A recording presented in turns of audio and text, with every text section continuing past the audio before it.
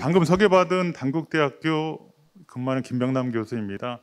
저희 연구자 그룹 중에서는 여러 주제에 대해서 연구를 했었고 이 시간에는 주제 1이라고 하는 부분, 컴퓨터 소프트웨어 분쟁에 있어서의 전문가 활용 방안에 중점적으로 이야기하도록 하겠습니다. 현재 우리나라의 소프트웨어 불법 복제율은 2017년 기준으로 32%입니다. 주요 선진국하고 비교해 볼 때도 한 10% 이상 높은 부분인데요. 불법 소프트웨어 복제율을 만약 20%대로 낮춘다고 한다면 실제로 이게 막대한 경제적인 이익이 발생할 수 있습니다. GDP로는 1조 6천억 원 정도 증가 예상이 되고요. 1만여 개의 신규 일자리가 창출될 수 있습니다. 그리고 최근 이제 미국 같은 경우는 그 소프트웨어 특허 심사 과정에서 소프트웨어 온라인 전송 문제 또는 저작권 등 이렇게 많은 지재권 분쟁 등에 있어서 실제로는 민간 전문 기관의 감정이나 전문가의 증언을 적극적으로 법원에서 활용하고 있고요. 이 부분에 대한 부분은 구글과 오라클의 11년에 걸친 대혈투 소송, 보통 우리가 알고 있는 자바 API, 37개 자바 API를 불법 복제한 구글에 대한 과연 그게 공정한 이용이냐, 아니면 저작권 보호를 해줘야 되느냐 하는 그런 혈투가 올해 4월 5일에 끝났습니다. 그거 같이 결부지어서 이야기를 해보면 상당히 쉬울 것 같습니다. 이게 보통 오토캐드에 대해서 불법 소프트웨어 내용 증명 공문 단속 예시입니다. 이걸 보면 우리나라에서 상당히 불법 소프트웨어의 그 단속을 위한 내용 증명 공문서가 각 많은 기업들로 송달되고 있는 그런 예시를 보여주고 있습니다. 그리고 현재 소프트웨어 분쟁 소송에 있어서 이제 법원 등 사법 절차 기관에 있어서 전문가 증언이나 조언을 적극적으로 수용해서 국내 소프트웨어 기업들의 오픈 이노베이션을 하는데 큰 도움이 될 수 있도록 좀 영향력을 끼쳤으면 합니다. 이게 작년 1월 13일 날 나온 건데요. 이게 올해 이제 4월 5일 구글 대 오라클의 분쟁 결과 판시가 나오기 전에 전문가 조언을 미국 대법원이 적극적으로 수용했던 증거입니다. 이 내용 중에 보면 이게 법정 조언자라고 하는 미국의 대법원의 제도에서 나온 보고서입니다. 보고서 내용 마지막에 보면 API 저작권 보호는 스타트업 및 소프트웨어 산업 등 미국 산업 전반에 악영향을 줄 수 있다라고 하는 전문가의 조언을 받아들여서 AIP의 공정 이용이 합당하다, 정당하다라고 하고 오라클의 AIP에 대한 저작권 보호는 해줄 수가 없다 이렇게 판시가 나왔던 부분이어서 우리가 어느 정도 불법 복제를 해야지 정말 불법 복제인지 여부를 판가름하는 전문가의 그런 조언뿐만 아니라 실제로 국내 정책에도 어떤 좋은 방향을 제안할 수 있지 않을까 하는 그런 내용입니다. 또는 이제 사실 불법 복제 등이 이제 고도로 진화해서 일단 소스 코드의 유사성만으로는 판단하기 쉽지 않습니다. 이게 뭐 글자를 바꾼다든가 표현을 바꾼다든가 많이 통해서 하기 때문에 실제로 이런 부분을 판가름할 때 컴퓨터 프로그램을 실행했을 때 나오는 목적 코드를 보면은 실제로 이게 진정하게 실행되는 내용들이 불법 복제한 프로그램들의 내용이다라고 확인할 수 있습니다. 그래서 지금 전산 컴퓨터 많은 그런 학회에서 소프트웨어에 대한 불법 복제에 대한 이런 복잡하지만 유사성 판단 로직이 도입되고 있습니다. 실제로 완전한 복제라고 하는 부분은 비전문가도 판단하기는 쉽습니다. 그렇지만 대부분은 수정을 가해서 이루어지기 때문에 상당히 판단하기가 수월하지 않습니다. 현재 컴퓨터 전문가들이 하는 과정입니다. 소스 코드를 이제 많이 이제 변형을 가하기 때문에 난독화 과정을 통해서 다시 최적 변형한 소스 코드를 통해서 유사 코드를 탐지해내는, 그래서 얼마 정도 유사하다라고 하는 그런 보고서가 나올 수 있습니다. 근데 여기서 우리가 알 수 있는 것은 저작권법에서 말하는 불법 복제를 하는 부분하고 공학 전문가들이 말하는 불법 복제는, 공학 전문가들이 말하는 것은 제가 보기에 표절입니다. 얼마나 많은 표절이 있냐는데, 실제로 아이디어하고 표현이라는 부분으로 나누고 아이디어라고 하는 부분은 공정한 이용에 속한다고 볼 수 있어서 자바 API처럼 저작권 보호가 필요 없는 부분인 거예요. 그래서 이걸 판단하더라도 실제로 유사성에서 어느 정도 표현에 대한 저작권 보호가 되는 표현에 대한 얼마 정도 율이 된지를 판독할 수가 없다는 부분이에요. 그래서 여기에 지적권 전문가가 반드시 참여를 해야 된다는 겁니다. 이게 법원뿐만 아니라 많은 부분에 있어서 전문가들 참여를 해야 되는 부분이고요.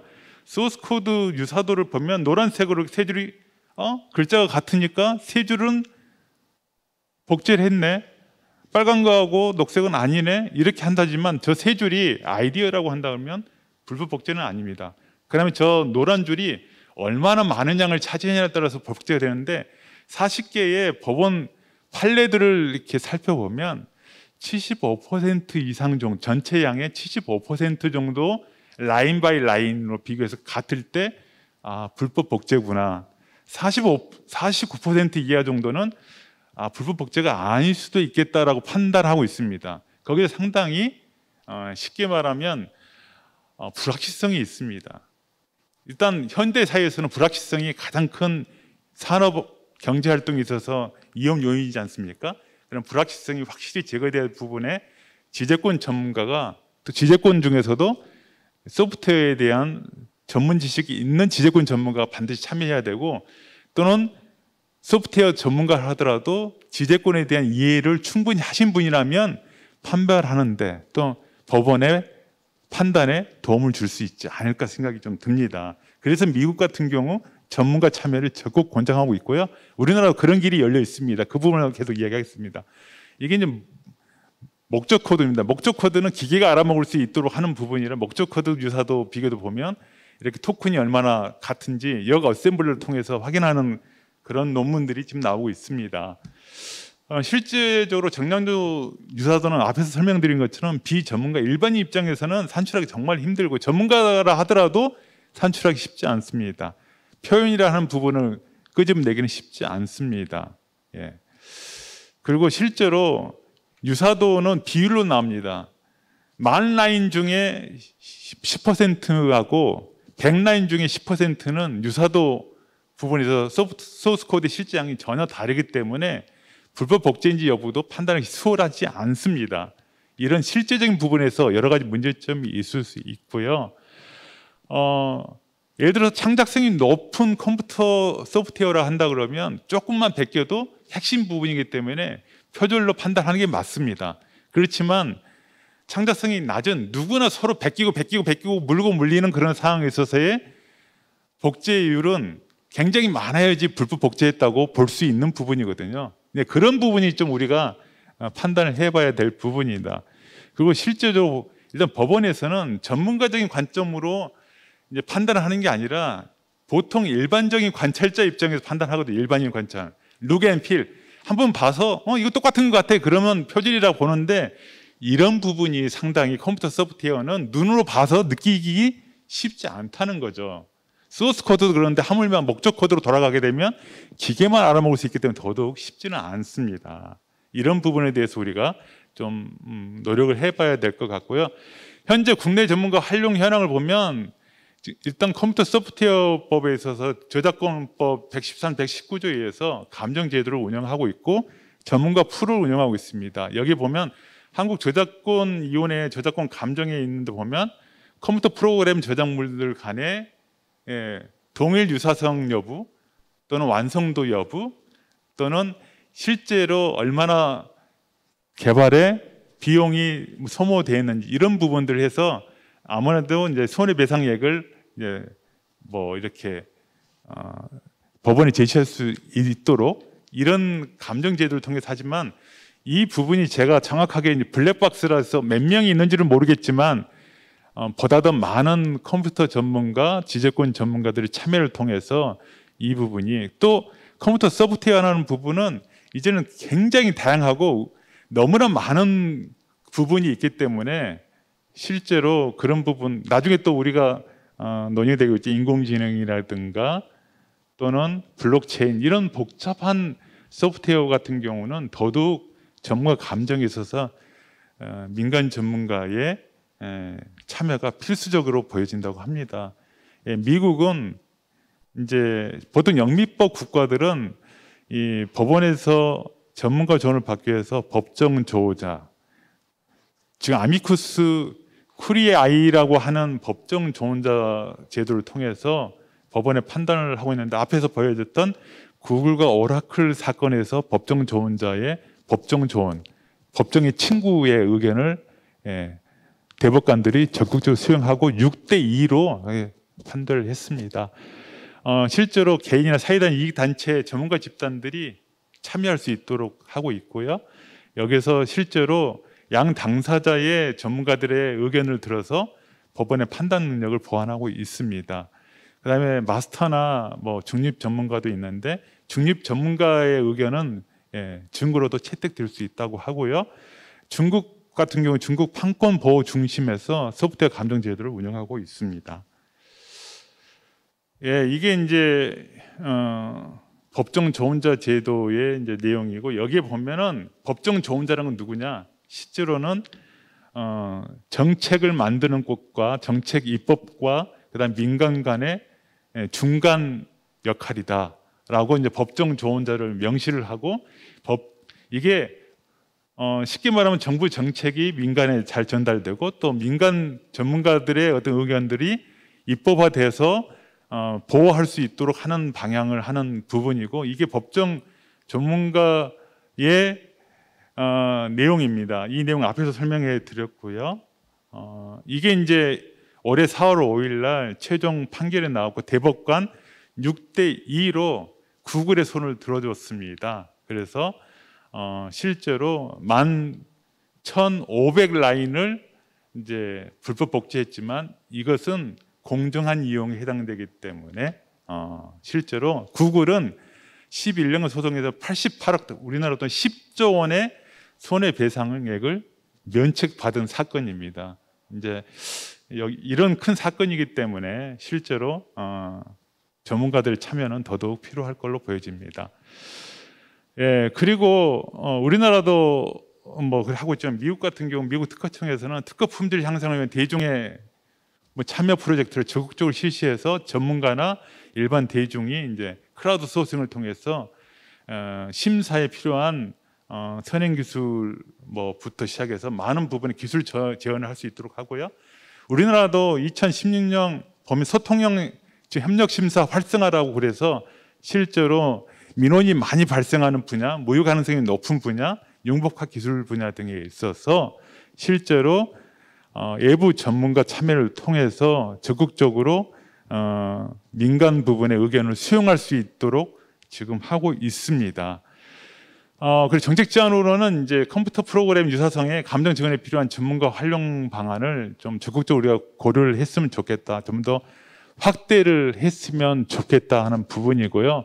두 번째로는 민사소송법에 의해서 소송 당사자가 아닌 공공 그런 단체 등 참고인의 의견서를 제출할 수 있도록 하고 있는데 이 부분에서 전문가의 활동 범위를 좀 확대해 줄 수 있도록 정책적으로 보완해 줬으면 하는 부분이 있고요.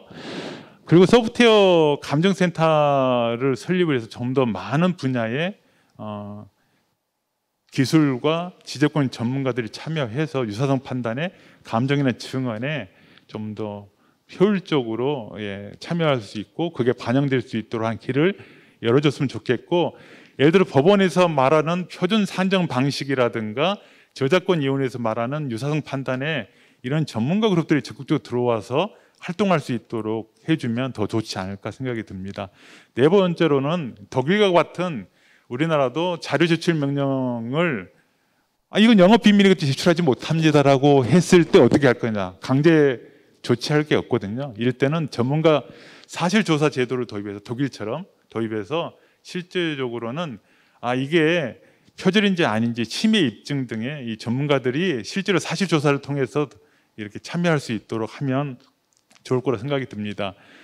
현재 특허청이 작년 9월 29일부터 독일 전문가 사실제도 도입을 검토하기 위해 의견 수렴 중입니다. 아마 이게 좋은 결과를 맺어서 우리도 전문가 사실조사 제도가 도입됐으면 합니다. 기대 효과로는 이렇게 하면서 우리가 소프트웨어 공학 전문가나 지적권 전문가들이 참여를 해서 실제로 불법 복제 등의 판단이 신속하게 이루어질 뿐만 아니라 소프트웨어 산업 발전을 위한 정책 제안에 적극적으로 전문가 의견이 수용됐으면 좋겠고요. 이게 건전한 컴퓨터 프로그램 개발 환경 조성이 이루어지고 창조자, 크리에이터에 대한 보상이 충분하게 이루어질 수 있도록 하면 좋겠습니다.